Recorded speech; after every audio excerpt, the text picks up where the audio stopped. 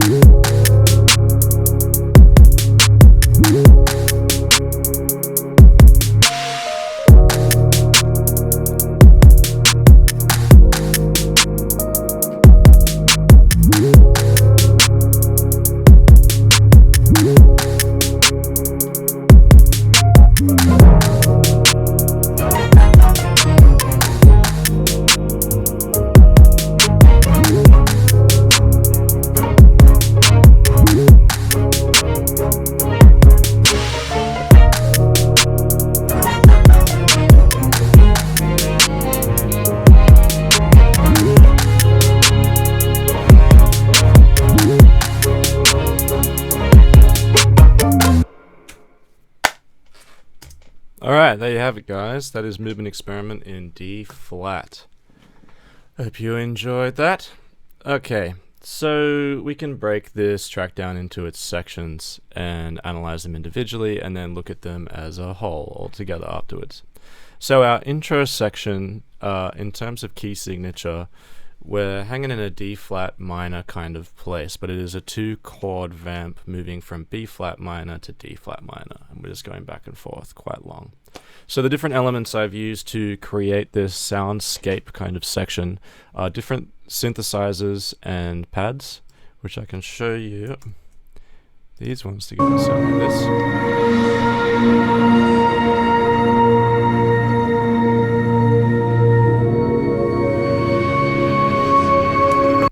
You'll notice that I've got a lot of different hard panning happening in this song. that's moving. So we've got sweeping, panning of elements from left to right. So those three synthesizers are moving independently of each other, which is really cool. That creates a very mysterious kind of soundscape for us to work in. I've added studio double basses on top of that as well. So these are meant to be bowed double bass instruments done with MIDI. What's going on? Here we go. You can hear that. Really subby, really low in the mix. I've used a choir kind of idea of my own voice to add more texture to this part. I've basically gone through and tracked every note of D flat minor. You hear these? They're all doing different things. Got some different processing on them, very drony altogether. Move from B flat, we head up to D flat.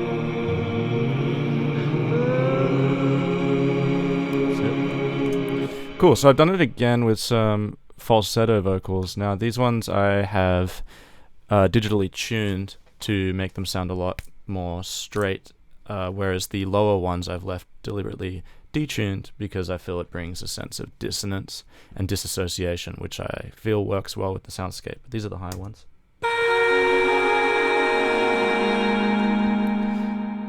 We've got a lot of delay and reverb on those, and it's really a glitter element. It's not very forward in the mix. You probably didn't hear them the first time we played through that. So the other things I've got going on is there's a guitar playing, and it's doing a volume fade-in trick on the guitar where you have the volume knob on 0, you strum, so you initiate the sound, and then you turn the volume knob up to give a nice fade-in of the sound, which you can hear. Cool, I'm sure lots of you guys have seen that done before. Then we've got some percussion elements that I've recorded. I use these actually. These little sleigh bells and shaker are running through the background, and I've also got some digital kind of chimes and stuff going on. It's nice, right? Sounds like Christmas time. Okay, and then kind of the solo instruments we're playing with in this section are a clarinet and an alto saxophone, and they're both doing the same thing as the synths in regards to their movement. They're both kind of swaying to and forth. Really, like I said in the beginning, trying to have this first section really wide with lots of different stuff going on. This is the clarinet and the alto saxophone. A lot of delay.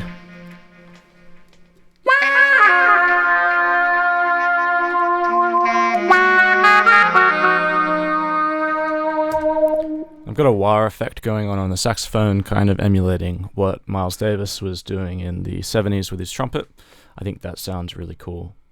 So the transition from this section into the next section, I kind of just reverb everything out so it has kind of a soft tail, and we keep the shakers going and the clap. And I liked it. I've put a lot of delay growing on the shakers and the clap because I kind of wanted it to suck in narrow, grow out one more time, and then as the bass slides in to the bass line, we're going to push down to the center, which you can hear. So we're coming in, it's growing a bit again.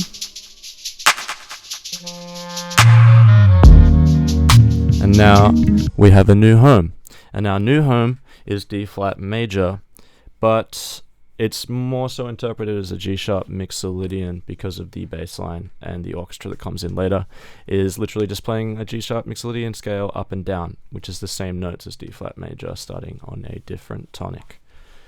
So this section is quite simple. The bass line is the shining element of this. The bass line actually carries the melody. Everything else is just, we've got a piano, we've got some shakers, we've got the clap, we've got the kick, and that's about it until we get to the orchestral section. Oh, there's bits of clarinet in there too.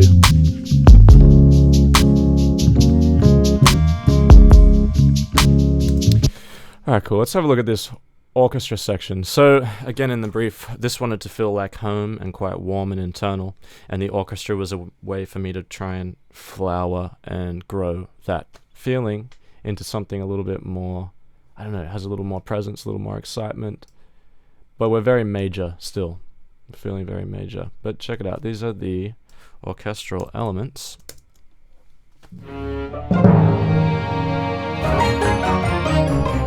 It's that G-sharp Mixolydian run, but finishing back on D flat. Now we have some counter lines.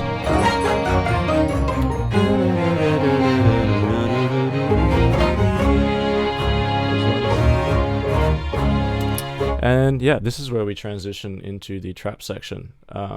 I thought it would be fun to go from the orchestral section into trap because they were kind of the polar opposite thing I could think of genre-wise to try and make work. So I've ended on this little semitone step-up thing on the strings. You hear this? Hear that? Dum dum dum dum.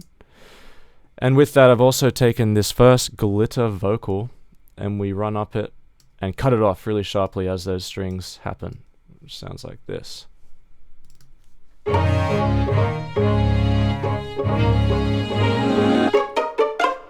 Yeah, hear that? Cool. So then from here, we are smashing out into our trap section. Listen to that transition one more time. Which I really like. I like how that moves. We've got some cymbals and stuff helping to carry it over. And then we are into the more modern production, which is very simple looking. It's really just a kick, a snare sound, some classic trap hi-hats including triplet patterns and 16th notes, the 808 bass, which is very prominent in trap music. It's a staple of the sound. It comes from the Roland 808 drum machine back in the 80s, I believe. And yeah, it's been adapted for modern music over and over and over again. What I've actually done with the bass is something I've done with a lot of other things in this track, which I should talk about, is sidechaining. So here the volume modulation in this is growing, and that's because it's sidechained to the kick drum. What sidechaining is using a compressor to tell one sound to lower in volume and then raise in volume, triggered by another sound. So in this instance, the bass and the kick. The bass is here. Whenever the kick hits, boom, it goes down and comes back up to emphasize the kick and make it punch more. I don't think this is what sidechains were really intended to be used for in such a dramatic sense, but modern EDM kind of production has used sidechaining as a movement tool, and it's become like very iconic of the sound.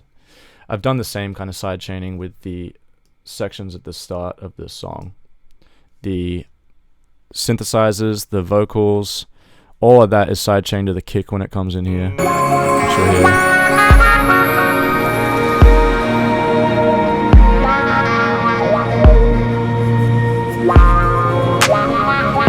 Only slightly in the start. So in a whole, looking at this piece, I feel like it was a success in an experiment of movement. I feel like I've covered a few different kind of colors of the same key or tonal center. And I feel like it's got a narrative. It feels like the emotion changes and like everything is intentional. There's nothing in here to me that feels unintentional. I had a lot of fun doing the wah saxophone parts and the vocals. Those choir vocals were a lot of fun to make, and just really interesting to play with different textures and timbres to see what kind of moods we could create. Yeah, if you guys have any questions, maybe we could get Brad to turn the mic on and you can ask and I can answer, but I'm not sure what the capabilities are of this online stuff yet. So anyway, I hope you guys enjoyed this, and I look forward to hearing all of your performances and or Viva Voces. And yeah, stay safe, wash your hands.